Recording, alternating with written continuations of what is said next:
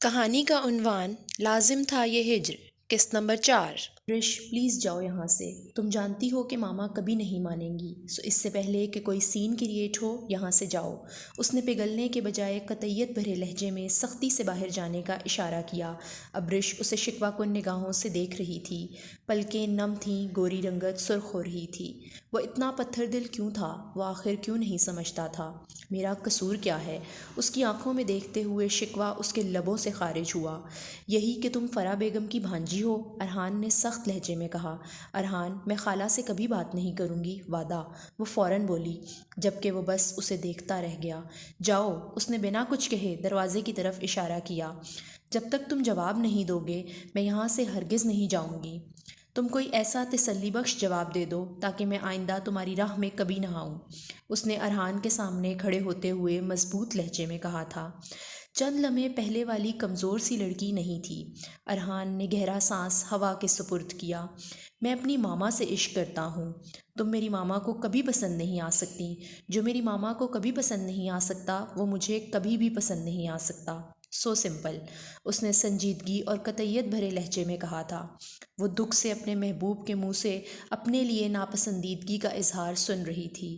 دل جیسے ٹکڑوں میں تقسیم ہو رہا تھا۔ یہ صرف ابرش جانتی تھی یا اس کا خدا۔ میں بالکل ویسی بن جاؤں گی جیسی آنٹی چاہتی ہیں، اس نے ارحان کو یقین دلانے کی کوشش کی تھی۔ وہ ارحان کو پاگلوں کی طرح چاہتی تھی۔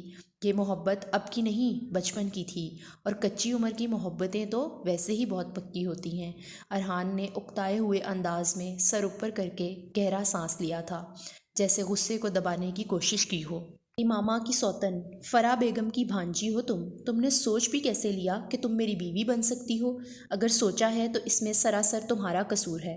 ابرش، میں نے ہمیشہ تمہارے قدم روکنے کی کوشش کی ہے، کیونکہ تم صرف جذباتی ہو کر سوچتی ہو اور میں دماغ کے ساتھ۔ میں اپنی ماما کو کبھی بھی اذیت نہیں پہنچا سکتا۔ اب تم یہاں سے جا سکتی ہو، اس نے اذیت بھرے انداز میں کہا تھا، اور پھر دروازہ کھول کر اسے جانے کا اشارہ کیا تھا تو اسے جانا پڑا۔ ارحان نے دروازہ بند کر کے سر ہاتھوں پر گرا لیا۔ وہی جانتا تھا کہ اس کی ماں نے کیسے برداشت کیا تھا کہ اس کا باپ اب کسی اور کا بھی ہے۔ زینت بیگم کی شادی خاندانی روایات کے مطابق اپنے کزن دلاور حسین سے ہوئی تھی۔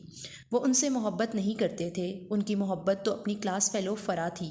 یہ بات جب زینت بیگم کو پتہ چلی تو ان کو اپنی خوشیوں کا محل پل بھر میں مسمار ہوتا دکھائی دیا۔ دلاور صاحب نے بھی یہی کہا تھا کہ انہوں نے خاندانی روایات کی پاسداری کر کے زینت بیگم سے شادی کی ہے۔ اب اگر ان کی شادی فرح بیگم سے نہ ہوئی تو وہ یہ چھوڑ کر چلے جائیں گے۔ زینت کو بھی چھوڑ دیں گے، فرح سے شادی رچا لیں گے اور دوبارہ اس گھر کا کبھی بھی رخ نہیں کریں گے۔ سب کو ان کی ضد کے آگے ہار ماننا پڑی۔ جس دن فرح بیگم اس گھر میں دلہن بن کر آئی تھیں، زینت بیگم کو اپنی زندگی اندھیر ہوتی محسوس ہو گئی تھی۔ انہیں فرح بیگم بالکل پسند نہیں تھیں۔ ویسے بھی محبوب کا محبوب قبول کرنا بہت مشکل کام ہوتا ہے۔ فرح کے آنے کے 2 ہفتوں بعد وہ میکے چلی گئیں۔ ان کا ضبط اتنا ہی تھا۔ دلاور نے روکنے کی کوشش کی، مگر ان کو معلوم تھا کہ اگر وہ یہاں رہیں تو پاگل ہو جائیں گی۔ وہاں جانے کے 8 ماہ بعد اللہ پاک نے انہیں اولاد نرینہ سے نوازا۔ ارحان کو پا کر وہ بہت خوش تھیں۔ ایسے میں ان کی خالہ ساس وہ بھی لینے آ گئیں۔ دلاور بھی ساتھ تھے۔ اپنے بچے کے مستقبل کی خاطر ان کو دل کرا کرنا پڑا۔ جب سب نے سمجھایا تو انہیں مجبوراً واپس لوٹنا پڑا۔ وہ یہ دیکھ کر حیران رہ گئی تھیں کہ فرح سب کے دل میں گھر کر چکی۔ زینت بیٹا، تم بھی ظرف بڑا کر کے اسے قبول کر لو، وہ بہت اچھی ہے، سب کا خیال رکھنے والی، محبت کرنے والی ہے۔ یہ جملہ اس کی چہیتی خالہ نے کہا تھا، جو اس کی ذرا سی تکلیف پر تڑپ جایا کرتی تھیں۔ ہاں بھابھی، پہلے ہمیں بھی اچھی نہیں لگتی تھی فرح بھابھی، مگر وہ واقعی محبت کرنے والی ہیں۔ فرح کے بارے میں یہ کمنٹ اس کی کزن اور بہنوں جیسی نند فریحہ نے پاس کیا تھا۔ وہ گہرا سانس لے کر رہ گئی تھی۔ وہ اسے نہ ہی اس گھر سے نکالنے آئی تھی، نہ ہی اس کا کوئی ارادہ تھا۔ وہ صرف اپنے بیٹے کے بہترین مستقبل کے لیے واپس لوٹی تھیں، اور نہ ہی ان کا دلاور صاحب سے رشتہ بحال ہو سکا، اور نہ ہی وہ ان سے مخاطب ہوتی تھیں۔ بس چپ چاپ رہتی۔ انہیں فرح پر رشک آتا تھا، جس کا شوہر اس کا دیوانہ تھا۔ فرح کو اللہ نے 3 بیٹیوں عدیلہ، وشمہ اور عائشہ سے نوازا تھا۔ عدیلہ کی شادی ہو چکی تھی، مگر زینت کی کل کائنات ان کا ارحان تھا۔ ان کو لگتا تھا کہ اللہ پاک نے ان کے زخموں پر مرہم رکھنے کی خاطر ارحان کو بھیجا تھا۔ اب بھی جب دلاور صاحب نے ان سے ضمر کرنے کے لیے بات کی تو وہ چاہ کر انکار نہ کر سکیں۔ انہیں معلوم تھا کہ وہ آج تک ارحان کا ہر فیصلہ خود کرتی آئی تھیں۔ وہ باپ تھے، ان کا دل مچلتا ہوگا، مگر چاہ کر بھی وہ نہیں کہہ پاتے تھے۔ ارحان بھی باپ سے زیادہ قریب نہیں تھا، بس کام کی بات کرتا تھا۔ اکثر تو وہ دونوں باپ بیٹا مہینوں بعد مخاطب ہوتے۔ یہ 2 منزلہ خوبصورت سا گھر تھا جس میں اوپر والی منزل پر زینت بیگم لوگ اور نیچے فرح بیگم لوگ رہتے تھے۔ وشما اور عائشہ کی تو حسرت ہی تھی کہ کبھی ارحان ان کو بلائے، مگر وہ انہیں کیسے بلا سکتا تھا؟ ارحان بیٹا، زینت بیگم کی آواز پر وہ حال میں لوٹا، فوراً چہرے پر ہاتھ پھیر کر خود کو نارمل کیا تھا۔ ماشاء اللہ، چاند کا ٹکڑا لگ رہا ہے میرا بچہ۔ انہوں نے محبت سے اس کا ماتھا چوما تھا۔ وہ مسکرا دیا، اور میری ماما پرستان کی شہزادی، اس نے ان کے گلے میں باہیں ڈال کر کہا تھا تو وہ ہنس دیں۔ زمر نے ساری رات آنسوؤں میں کاٹی تھی۔ اسے ایک پل کو بھی سکون میسر نہیں آ رہا تھا۔ دل چاہ رہا تھا کہ سانس رک جائے۔ یا اللہ، امان کو میرے نصیب میں لکھ دے، میں اس کے بنا نہیں رہ سکتی نا۔ اللہ جی، آپ اس کے دل میں میری محبت ڈال دینا۔ اللہ جی، آپ جانتے ہیں نا کہ میں اس سے بہت پیار کرتی ہوں، آپ اسے پلیز میرا کر دیں۔ وہ روزانہ کی طرح آج پھر بچوں کی طرح ضد کرتے ہوئے اللہ پاک سے اس مغرور شہزادے کو مانگ رہی تھی۔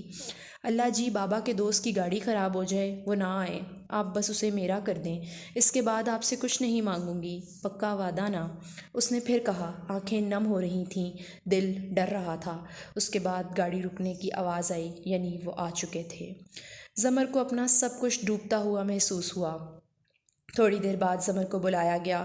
وہ ان کے پاس آئی تو زینت بیگم پل بھر میں محبوب سی رہ گئی تھیں۔ وہ ان کو اپنے جیسی لگی تھی۔ ارحان نے اسے بس ایک نظر دیکھا، اسے اچھی لگی تھی، پرکشش سی اور کچھ نروس اور پریشان سی۔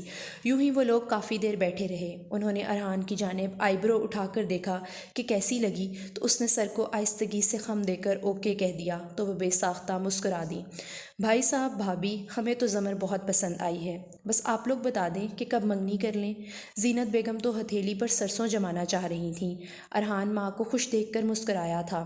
زمر نے اس کی طرف ایک بار بھی نہیں دیکھا تھا۔ اسے کیا فرق پڑتا تھا کہ کوئی بھی ہو، وہ امان نہیں تھا، بس یہی غم تھا۔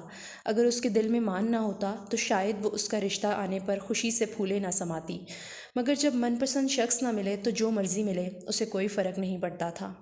ہمیں 1 ہفتے کا وقت دیں، ہم سب خاندان والوں سے بھی مشورہ کر لیں، تبسم بیگم نے مسکرا کر کہا تھا۔ ان کو ارحان بہت اچھا لگا تھا، مگر وہ ہتھیلی پر سرسوں جمانا نہیں چاہتی تھیں۔ جی، جیسے آپ کی مرضی، انہوں نے مسکرا کر اجازت دے دی۔